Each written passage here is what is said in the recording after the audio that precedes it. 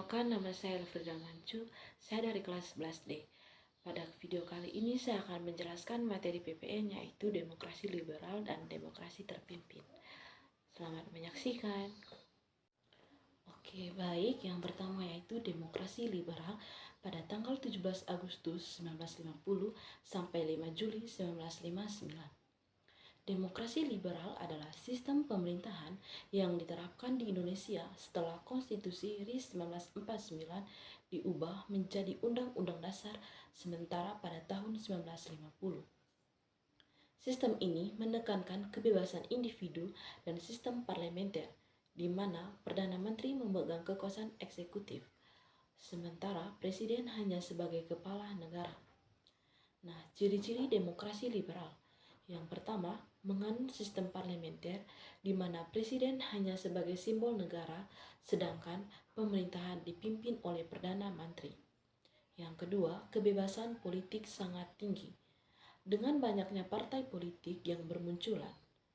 Yang ketiga, sering terjadi perganti kabinet karena ketidakstabilan politik.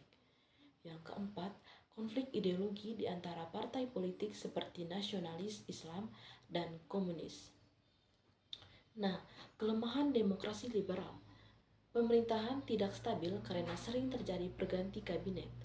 Kepentingan partai lebih diutamakan dibandingkan kepentingan nasional. Muncul gerakan separatis di beberapa daerah seperti PRRI atau Permesta dan DI atau TII.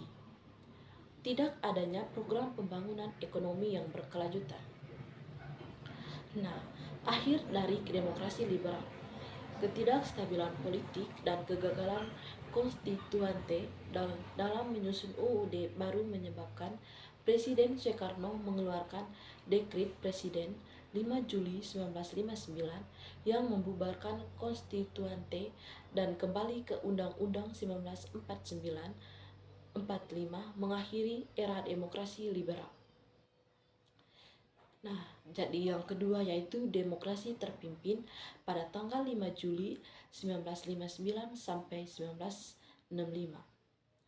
Setelah mengeluarkan Dekret Presiden 1959, Soekarno mengganti sistem pemerintahan menjadi demokrasi terpimpin.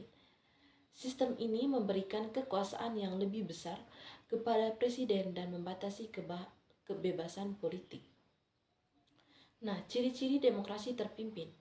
Yang pertama, kekuasaan presiden sangat dominan, menggantikan sistem parlementer dengan sistem presidensial. Yang kedua, terbatasnya kebebasan politik dengan pembubaran partai-partai politik yang menentang pemerintahan. Yang ketiga, militer memiliki peran penting dalam pemerintahan dan pengambilan kebijakan. Yang keempat, konflik antara ideologi Naskom, nasionalisme, agama, dan komunisme semakin meningkat. Ekonomi semakin memburuk karena kebijakan ekonomi yang tidak efektif dan banyaknya konflik politik.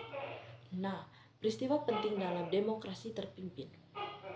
Yang pertama, konfrontasi dengan Malaysia pada tahun 1963 sampai 1965. Indonesia menentang pembentukan Federasi Malaysia yang dianggap sebagai proyek neokolonialisme Inggris. Yang kedua, pembubaran Partai Masyumi dan PSI pada tahun 1960. Partai-partai yang dianggap berseberangan dengan pemerintahan dibubarkan. Yang ketiga, gerakan 30 September 1965, kudeta yang dilakukan oleh kelompok yang diduga dari PKI menyebabkan perubahan besar dalam pemerintahan Indonesia. Akhir dari demokrasi terpimpin, pasca peristiwa G30S atau PKI 1965, kekuasaan Soekarno mulai melemah. Munculnya gerakan Supresmar pada tanggal 11 Maret 1966 memberikan kekuasaan kepada Soeharto untuk mengendalikan keadaan yang mengakhiri demokrasi terpimpin dan memulai era Orde Baru. Demokrasi liberal dan demokrasi terpimpin memiliki kelebihan dan kelemahan masing-masing, tetapi keduanya menunjukkan ketidakstabilan politik yang menghambat pembangunan Indonesia.